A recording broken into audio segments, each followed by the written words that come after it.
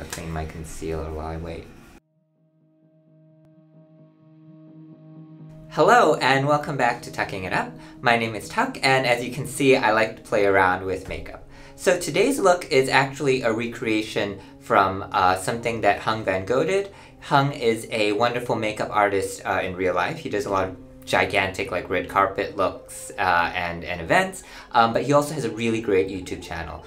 So if you'd like to see how I recreated his look and what sort of like little adaptations I did to make it work for me, please stay tuned. Okay, so let me go ahead and pop up the picture of the look again, and let's dissect it a little bit. I mean, if you watch Hung's video, of course you can see the step-by-step that he does, but I guess I just want to break it down since we're here. So if you look at the shape, right, it's kind of more of an upward angle. Sometimes when I do a Smokey, I kind of usually might round it off at the side, but here it's more of like sort of a elongated shape. And then there's a lot of black, of course, in the outer corners. And then there's a lot of black in the inner corner, but just specifically the lower lash line. So this will be fun to do. So let's go ahead and get started. I've already done my skincare, and one change I did make is I'm trying out the Embryolisse La Creme Concentrate. Let me take this little guy right here. Next step is I'm going to put on some primer just at the T-zone. For primer today, I'm going to go in with my usual, which is the Innisfree No Sebum Primer.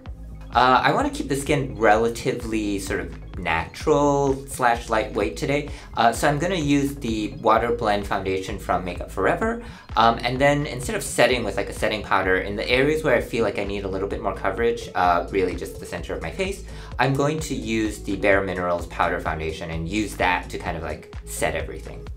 I start by dotting the foundation in the center of my face, and then I'm just going to use my fingers to blend it out and pat it into the skin.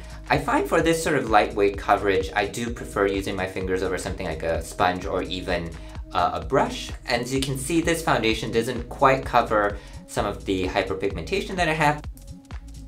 Okay, so let's go ahead and move on to concealer then.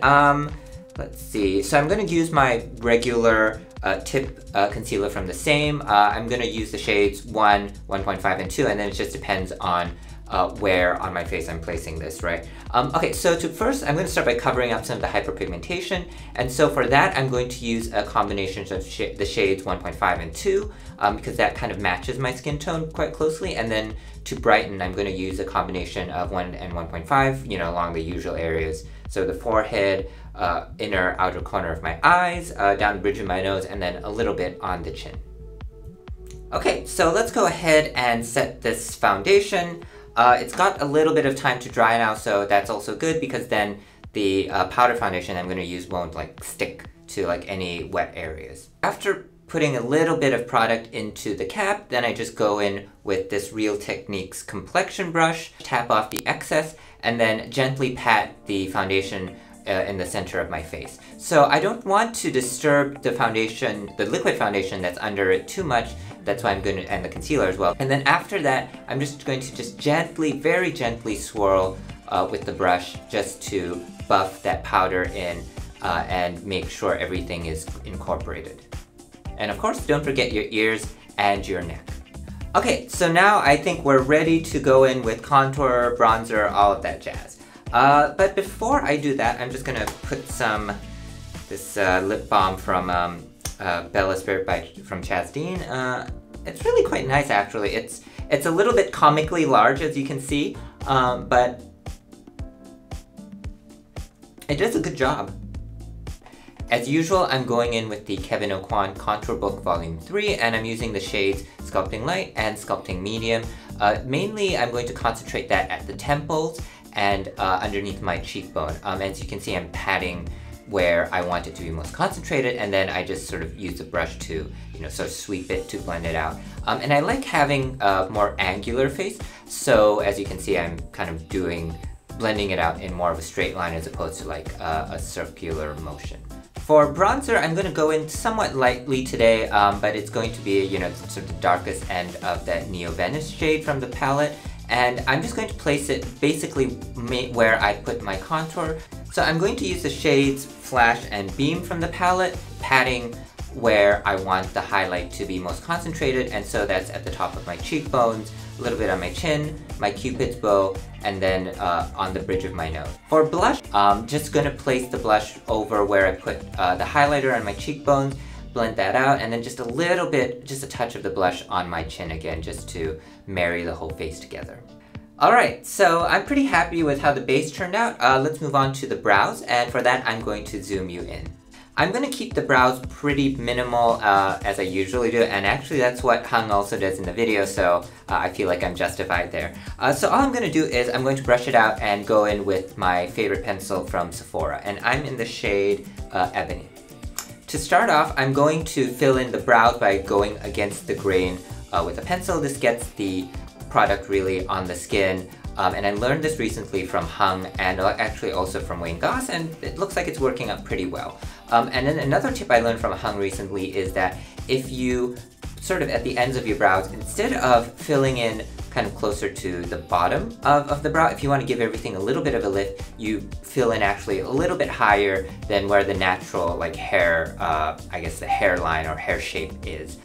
And then finally, I'm just going to comb them out to blend everything and help get everything, all the hairs back into place. I had to change out the battery on my camera, so I did a quick spritz of setting spray just to set the base and kind of the brows, of course.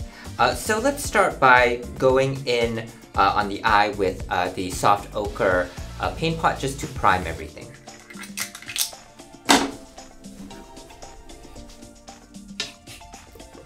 Even though the pencil I'm going to use as the base for the smoky eye is long wearing, I find I still have to prime my eyes just because my eyelids get so oily. Maybe it's because, you know, I have monolids. To create the base of this eye, I'm going to use the black core crayon from Hallberg. I'm just going to start, you know, close to the lash line, and because this is a pencil that does set down pretty quickly, I'm going to do one eye at a time. So there's also a little bit of a wing in the outer corner, and after I just draw a really thick line on, I'm just going to blend it out with a dense synthetic brush. And you know, you don't have to be super neat with this because we're going to cover this up with eyeshadow later on. Okay, that's one eye done then. Let me move on to the other eye. Okay, so that's the basic eye shape done then. As you can see, it's not, you know, they're not perfect, they're not even completely even right now. They're okay, and I think they're fine to start off with as a base. I can already see that I would like to reinforce the black closer to the lower lash line, to the lash line. So let me do that and then tight line off camera, and I will be right back. Alright, now let's go ahead and set that base, and I'm just going to use a matte black shadow to do that first. And you can use any one that you have. I'm just going to go in with, what's this?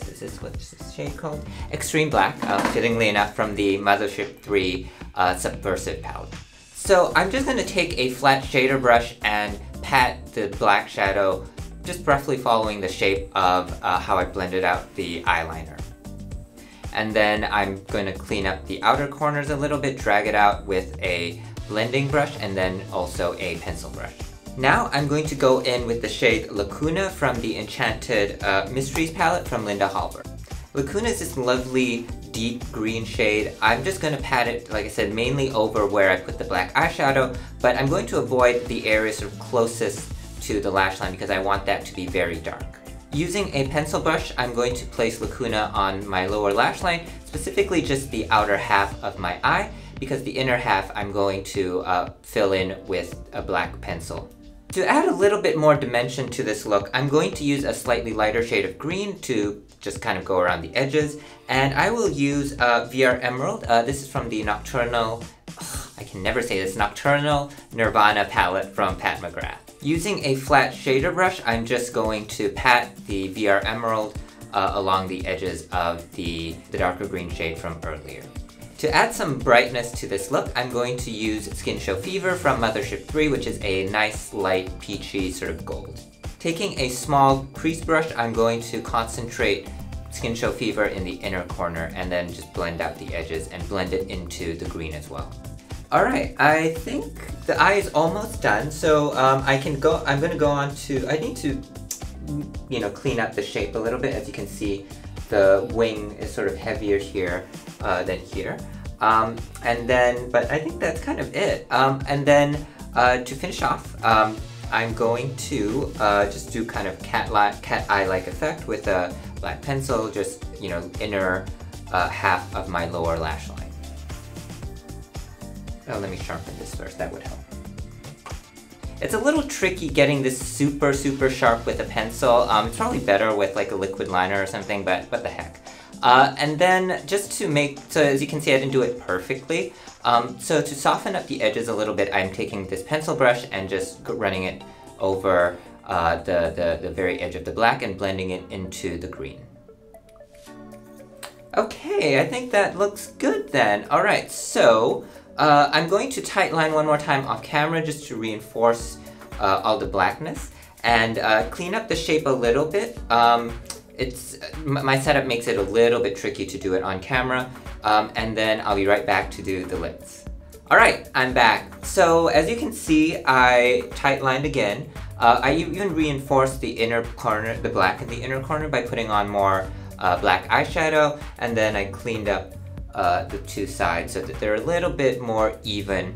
I'm really quite happy with how the eye turned out. Oh, last thing, I took some black eyeshadow, pressed it into the root of my lashes, just to strengthen them because, you know, I don't use mascara. And then for highlight, I just put some Skin Show Fever, right, that light gold shade that I was using in the inner corner, just put it underneath the brow bone, just for a little bit of a pop. Okay, so for the lips today, you know, in the original video, Hung actually did two versions. He did one with a bold red lip, and then one with a more like neutral kind of shade. And I actually like the neutral one a little bit more, which is unusual for me because I tend to like bold lips. But, you know, I guess that's the exception that proves the rule. Anyway, so today we're going to go in with a slightly lighter lip. To start off the lip, I'm going to line with a brown pencil from Sephora. I'm going to mainly use this to just define the shape a little bit more, correct any asymmetries, and then provide some shading at the outer corners of the mouth. I'm going to go in with the shade Consensual from MAC. It's this nice like brown matte shade. I'm just going to take a brush and just lightly apply it. I don't want it to be too strong today. And to finish off the lips, I'm going to apply a light layer of gloss. This is the shade Spice from MAC. It's just this nice like pinky, nudie sort of shade. And to label the lip gloss like kind of DIY, I lost the packaging and actually didn't know what this shade was for the longest time. So this is the final look then.